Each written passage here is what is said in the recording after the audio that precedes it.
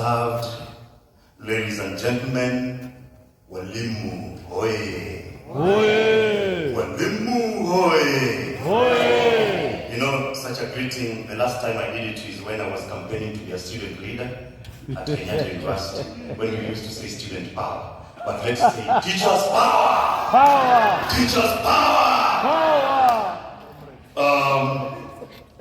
We thank God for this great day, for this auspicious occasion. And I hope the organizing and the planning committee, you'll replay this when the Teacher Service Commission arrives. Because we wanted to present when they're right here, but we think and believe that they're going to get this. So as visually impaired teachers of Kenya, we would like to express our special gratitudes and appreciation for the milestone of affirmative action and mitigation measures that has been set aside by the TSC. I am called Mr. Collins Ogaa from Ogaa County, a teacher in a high school in the Rongo sub-county. Today we are here to express some of our issues that we really think and expect are going to be addressed. Let us not come out of this convention having not addressed the major and the pertinent issues affecting teachers with visual impairments.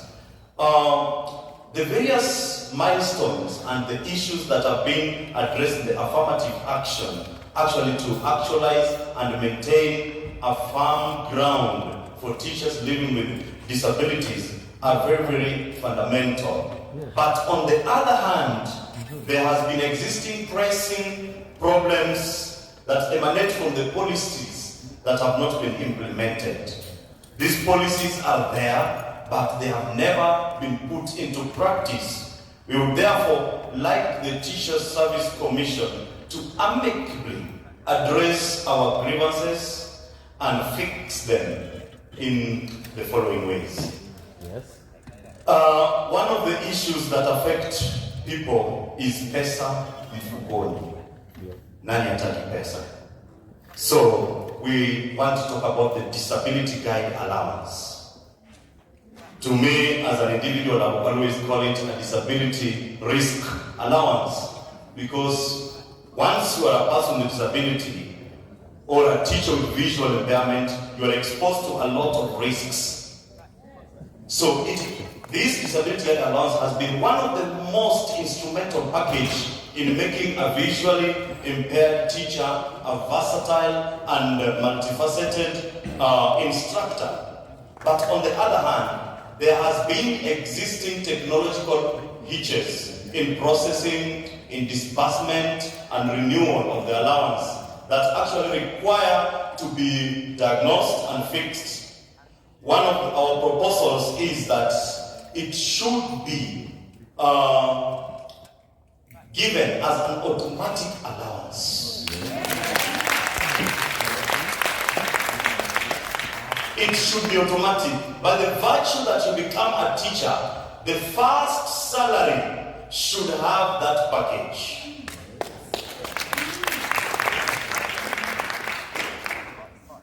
Because it's taking a lot of processes, a lot of bureaucracies that are really affecting persons with visual impairment, teachers.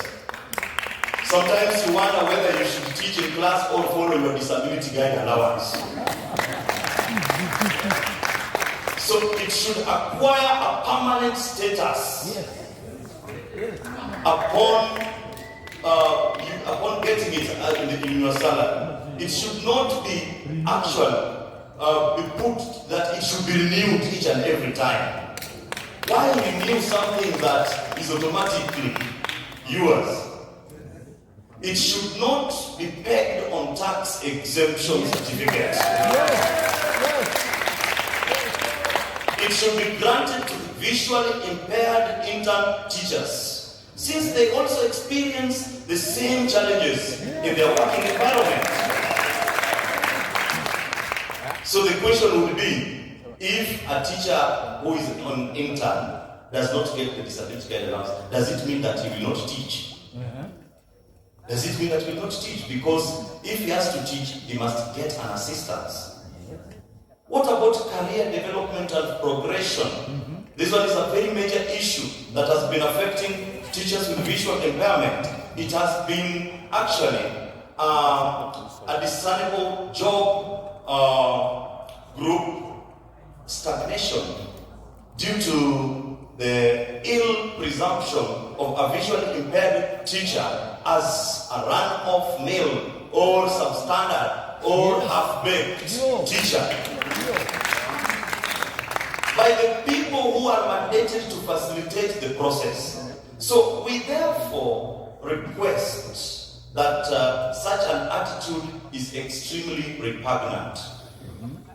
And we cannot be here with these kind of professionals. You want to tell somebody like Professor Duor that he's a half-baked, having gone through such education, having even acquired his PhD, and yet when it comes to your office, you cannot serve him as another person. There's an affirmative action that should be applied. And we therefore request that teachers with visual impairment to be confirmed upon turning up to a transitional interviews to the next job grade. Walimu oye! We also say that visually impaired teachers to be promoted in administrative roles in schools, such as senior teachers, deputy head teachers, deputy principals, head teachers, principals, and all those categories, even outside this classroom administrative roles. So we want to see visually impaired teachers being curriculum support officers. We want to see them at the sub-county and county directors, among other administrative responsibilities.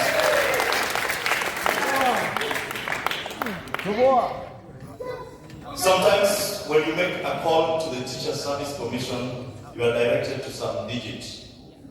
We want to talk about the designation of a human resource officer in charge of persons with disabilities at the TSC headquarters. A person that will handle issues concerning teachers with visual impairment as a separate office, so that we are not subjected to the last digit. And this one will help us in conducting a thorough scrutiny in processing, in analyzing, and effecting all matters pertaining to teachers living with disabilities. What about the reservation of the 5% of the total posts or vacancies during mass recruitment? In the replacement or even replacement, we would like to ask the implementation of the 5% employment policy as stipulated in the Article 54 of the Constitution 2010.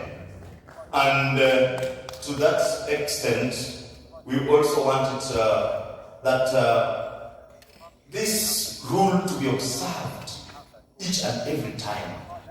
We don't know why it takes time for us to implement this. During the recruitment, during the replacement, during the career progression, interviews. It is very, very important for teachers with visual impairment because it's a constitutional requirement, it's legal in status. Working stations.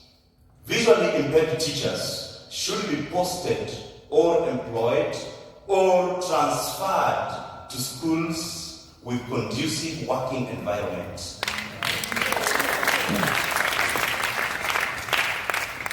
When we're talking about conducive working environment, we are talking about the teaching and learning facilities and the school infrastructure.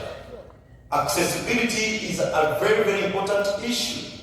Teachers with visual impairment should be posted in schools which are near the tarmac road or near a shopping center to limit strains in the day